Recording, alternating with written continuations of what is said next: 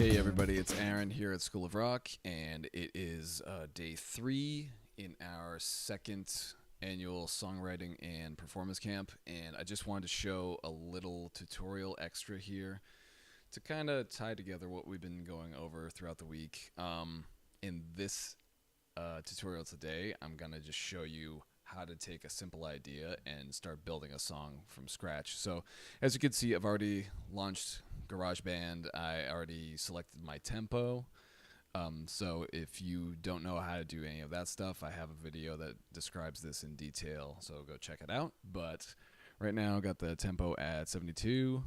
So what I'm going to be doing is taking an idea that I just came up with like 10 minutes ago, and I'm going to be figuring it out right in front of you in real time. So yeah, let's get started. So I need to create a guitar track, so I'm going to do that by going to track, and then new track, and then selecting the guitar. And then create. And there we are. So there's my guitar track. So I have this little progression in mind, and from it I have this vocal melody that has no lyrics yet, but I really like it actually. So I'm going to develop it right now. Here we go.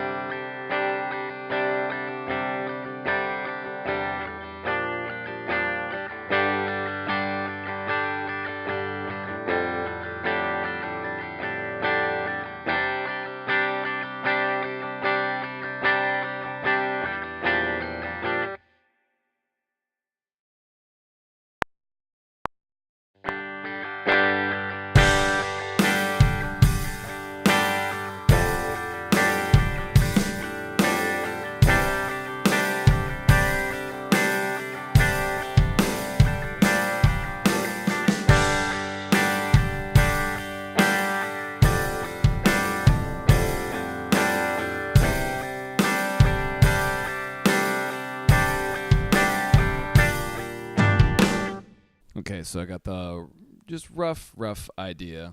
What I'm going to do right now is just kind of do it again and again and again, do multiple takes. So for those of you who don't know, you can engage cycle mode by pressing C on your laptop. If you see this little orangey yellow bar that appears, that is going to loop the playback of GarageBand, basically. So like whatever tracks you have on there, it's just going to loop again and again, like this.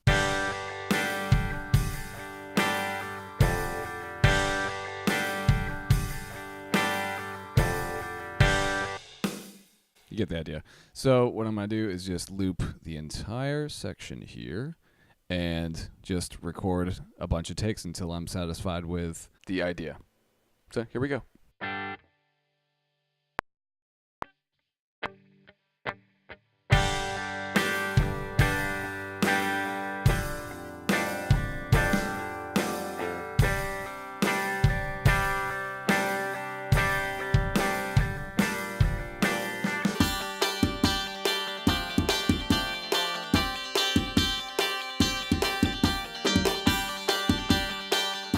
Alright, so I have no idea what is usable and what's not usable out of all this, just because I was humming the melody along, just so I didn't forget it. And while I was humming the melody along, I was starting to get like little fragments of lyrics.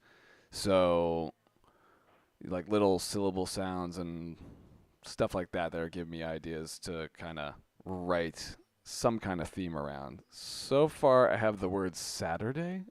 I don't know if I want to use that, but it's something at least to get the gears running. So let's check out what we got so far in the takes.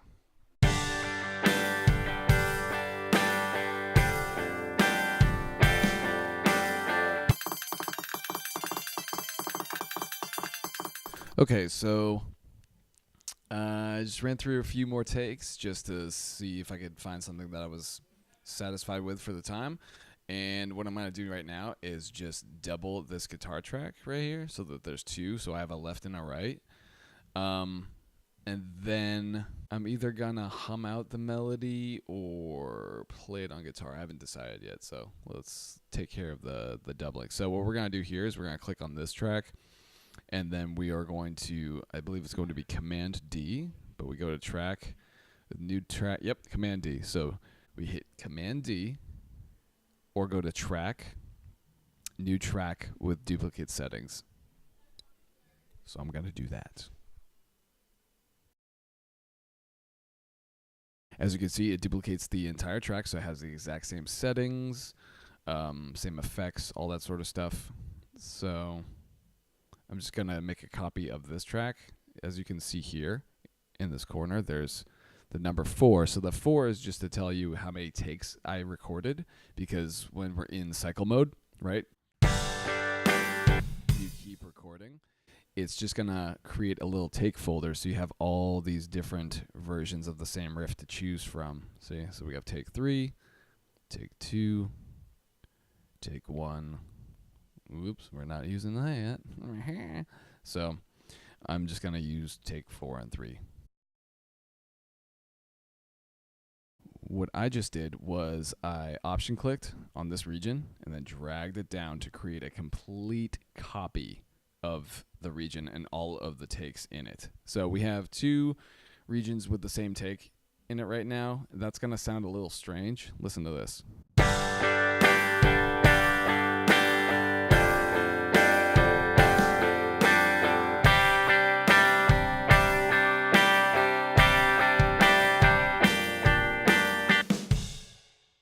So it doesn't sound bad, but it sounds just loud and it doesn't sound full. So what I want to do is actually use take 4 and then take 3 to make it sound a little bit more full. So let's see if you can hear the difference here.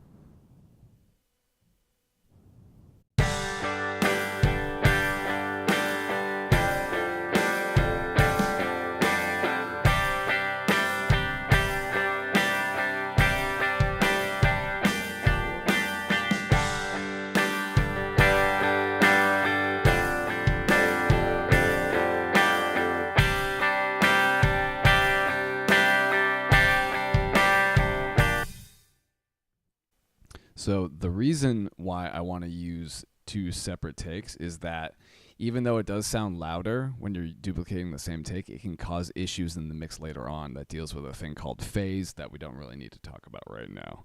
But basically, phase makes things sound weird and thinner and just not good. So I'm going with this for now. All right, so I think I want to put some bass on this track right now. And for anybody out there who's a guitar player and doesn't own a bass, you know, you can kind of fudge it in GarageBand. I'm going to be doing that as well right now, and I've definitely done that on, you know, believe it or not, professional recordings in the past where I didn't have a bass. What I'm going to be doing is just using my guitar and just pretending it's a bass. So what I'm going to do is create a track.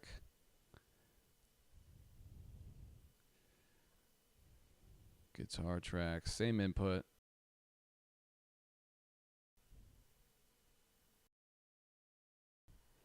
And what I'm going to do is just scroll through some of the bass sounds and find something that sounds decent enough as a bass. So a little tip for guitar players using their guitar as a bass, change it to the neck pickup setting just to get a nice round, boomy, you know, quasi-bassier tone, because we want to fill in that low end in this, you know, particular spectrum of the mix.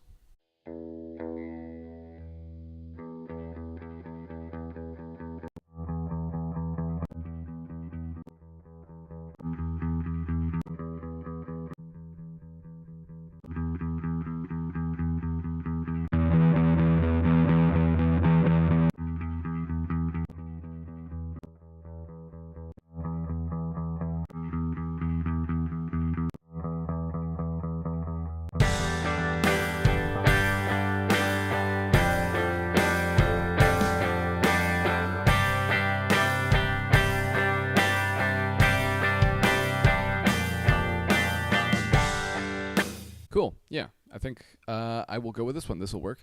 So I'm just going to track some bass real quick and then on to the melody.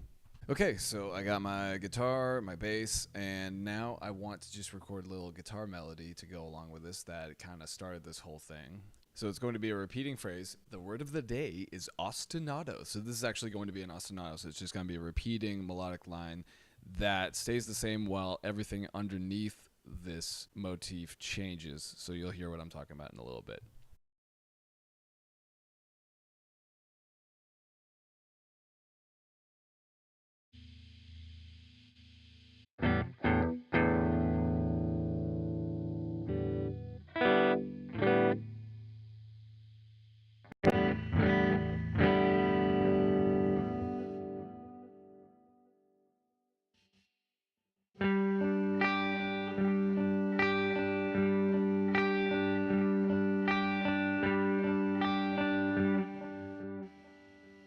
Cool. So got a guitar tone selected. I'm going to keep it on the neck pickup setting just to kind of have a more full tone. And here we go.